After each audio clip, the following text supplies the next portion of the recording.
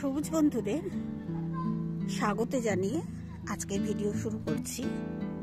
আপনারা সবসময় কিছু না কিছু প্রশ্ন আমাকে করেন, সেই প্রশ্নগুলোর জবাব কিন্তু আমি আমার ভিডিওর মাধ্যমেই আপনাদের দেবার চেষ্টা করি। যদিও কমেন্টসের উত্তর আমি দিই, তবুও বলবো আপনারা ভিডিওগুলো লক্ষ্য রাখবেন। তাতেও কিন্তু আমি বারবার আমার এই ছাদ বাগানের গাছ যেগুলো আছে তাদের যে আপডেট, সেই আপডেটটা দিই এবং কিছু কিছু প্রশ্নের উত্তর দিই। দেখুন, কড়াইশুঁটি কিন্তু দারুণ ধরছে আর ফুলও এসেছে প্রচুর। খাবার কিন্তু খুব একটা আমি দিয়ে দিই, তরল সার অনেক দিন আগে দিয়েছিলাম। এই দেখুন গাছটা, এর পাশে আছে এটা পালং শাক। এই পালং শাক কিন্তু আমি সেই শীতের প্রথমে বসিয়েছিলাম। যেগুলো বড় হয়ে যাচ্ছে সেগুলো খেয়ে নিচ্ছি, আর যেগুলো ছোট রয়েছে সেগুলো রেখে দিচ্ছিলাম। দেখুন, এই পালং শাকের বীজ কিন্তু আমি আবার বসাবো, কারণ পালং শাক খেতে আমাদের বাড়িতে সবাই ভালোবাসে, তাই পালং শাকের বীজ আবার আমি বসাবো। পালং শাক গরমকালেও আমি করি, যখন বেশ গরম পড়ে। তবে বর্ষাকালে খুব একটা করি না, গরমকালে করে নিই। এবার গরমকালে বীজ বসানোর পর যদি বর্ষাকালে থেকে যায় সেগুলো কিন্তু থাকে, বর্ষাকালে বীজ আমি বসাই না। আর এই যে দেখতে পাচ্ছেন কড়াইশুঁটি, এটা আমার ভীষণ প্রিয়। আর ছাদ বাগানে এটা যে করা যায় সেটাও ভাবা যায় না। এই গাছটা শিম গাছ, আমি অনেকবার আপনাদের দেখিয়েছি। শিম কিন্তু আছে, যদিও আমি অনেক শিম তুলে নিয়েছি, প্রচুর শিম তুলে নিয়েছি।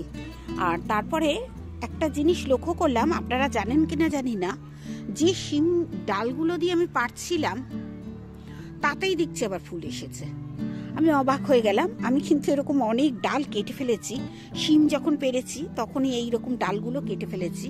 আবার দেখছি এখানে দেখুন, আমি দেখাই, এই দেখুন কত ফুল এসেছে। মানে যেখানে আমি শুধু শিম তুলেছিলাম সেখানে প্রত্যেকটা জায়গায় আবার নতুন করে ফুল আসছে। আর এই যে নতুন ডগা ছাড়ছে এতেও কিন্তু ফুল হবে। ফুল হওয়া মানেই শিম হবে। ছাদ বাগানে প্রত্যেক বছরই আমি লাউ বসাই, আর এবারে নানা ধরনের নানা দোকান থেকে লাউয়ের বীজ সংগ্রহ করেছিলাম। শীতকাল লাউ, শীতকালের, তাই কোনোটা গোল কোনোটা লম্বা, এরকমই আমার লাউগুলো হচ্ছে। এটা আবার একটু লম্বা, এই রকম লাউ হচ্ছে। আবার দেখুন ওই যে দূরে দেখা যাচ্ছে ওগুলো আবার আরেকটু কালচে মতো রংটা, বিভিন্ন রঙের এবারে লাউ গাছ কিন্তু লাউ আমাকে দিচ্ছে, নানা ধরনের লাউ। এটা হয়েছে আমি বিভিন্ন জায়গা থেকে যেহেতু সবজির বীজ সংগ্রহ করেছিলাম।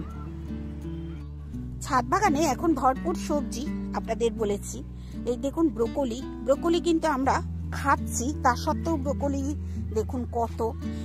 এখনো চারতলার ছাদে কিন্তু ব্রোকলির গাছ অনেক আছে। এখানে ফুলকপি দুখানা দেখছেন, এখানে 4খানা ফুলকপির গাছ ছিল, আর 2খানা এখন আছে। আর এই যে দেখছেন, এই যে এটা ব্রোকলি খেয়ে নিয়েছি, এটা আজকেই রান্না হয়েছে। এগুলো আজকে রান্না হয়েছে, কালকে এর মাটি তৈরি করব। আর এই যে দেখুন ব্রোকলিগুলো কত সুন্দর হয়েছে।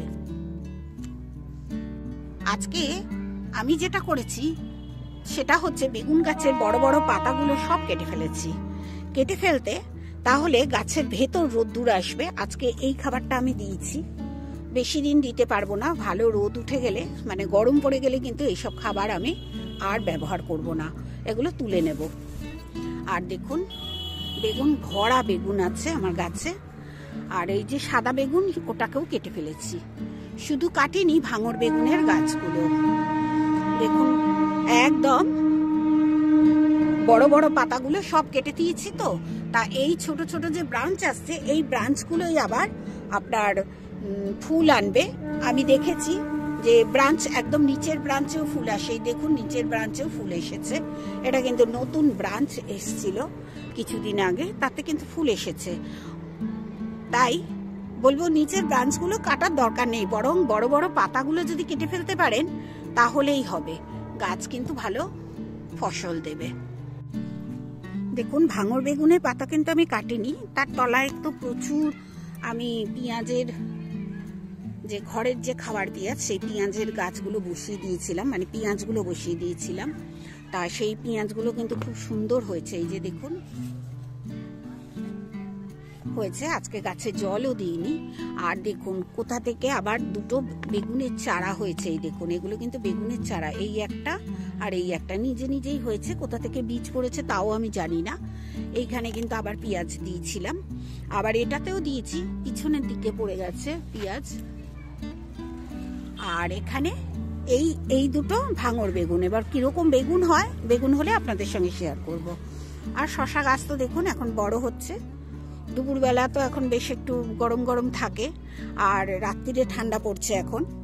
আর নতুন সাদা জামে প্রচুর ফুল এসেছে, ডাল ভরে ফুল এসেছে।